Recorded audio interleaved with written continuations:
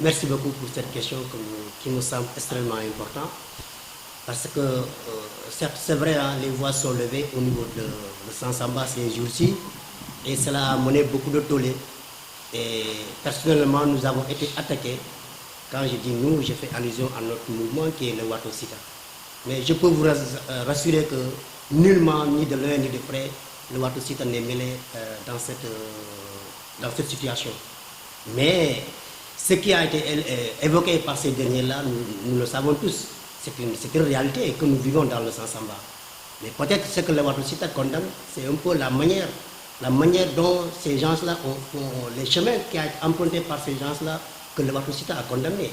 Mais sur le format, le fond des questions, mais ça, nous sommes totalement d'accord avec ces derniers-là, parce que d'ailleurs ça fait partie du combat même du Watosita.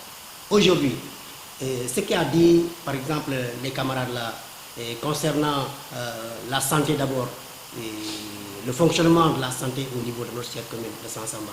Tout à l'heure, M. Gassama, là, il a rebondi sur cette question-là. La santé même est malade dans le Sansamba. C'est des questions qui ont été critiquées par ces derniers-là, et l'éducation. Le Watosita, lorsqu'il est arrivé en 2010, il avait commencé par ce qu'on appelle l'éducation, en amenant ce qu'on appelle des bibliothèques au niveau des différents CM dans la commune de Sansamba. Cela veut dire que nous avons anticipé beaucoup de choses dans notre plan d'action bien avant que nous soyons même dans les affaires. Parce que nous, ce que nous disons dans le Watosita, nous n'avons pas de moyens, ce n'est pas un prétexte de croiser les bras. Donc aujourd'hui, nous avons anticipé beaucoup de choses. M. Gassama l'a dit, nous avons fait beaucoup de pas dans le domaine de l'éducation, la santé, il en a parlé, mais aujourd'hui, dans l'auto-emploi et dans l'entrepreneuriat, nous y sommes. Donc, ce que j'aurais à dire dans ce coup d'État, c'est ton couteau à double tranchant. Parce que ce qu'il faut d'abord dire, c'est qu'un coup d'État, dans un État de démocratie, on ne peut pas le cautionner. On ne peut pas cautionner un coup d'État, d'autant que l'armée doit rester dans sa prédilection de protéger, n'est-ce pas, la paix et n'est-ce pas, la sécurité des populations. Mais si l'armée va jusqu'à engloutir la politique et extirper les politiciens dans l'espace politique, c'est parce qu'il y a quelque chose à craindre. Mais si nous remontons un peu les causes de ces coups d'État, parce qu'en Afrique, nous avons un talon d'Achille.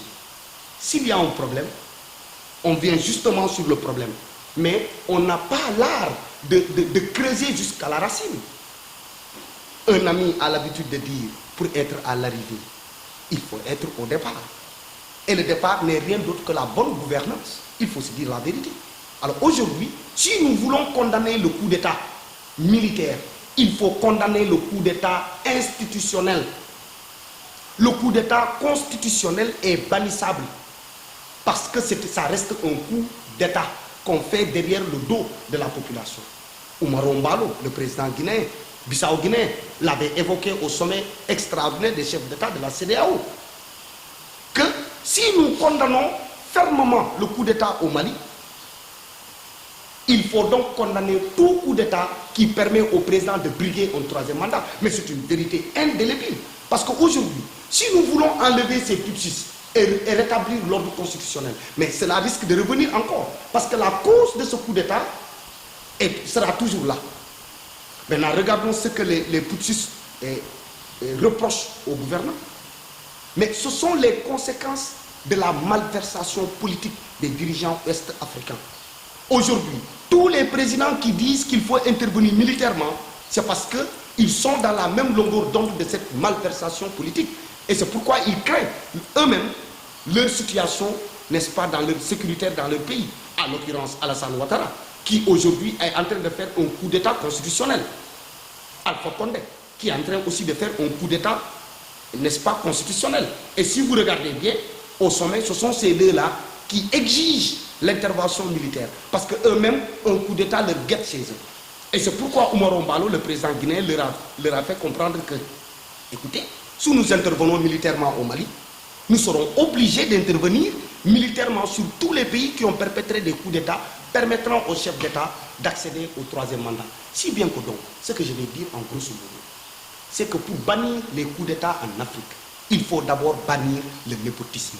Il faut bannir la gestion familiale de l'État. Il faut bannir la corruption dans l'État. Il faut bannir la justice instrumentalisée. Et ainsi reviendra ce qu'on appelle la démocratie souhaitable, la démocratie du peuple, pour le peuple et par le peuple.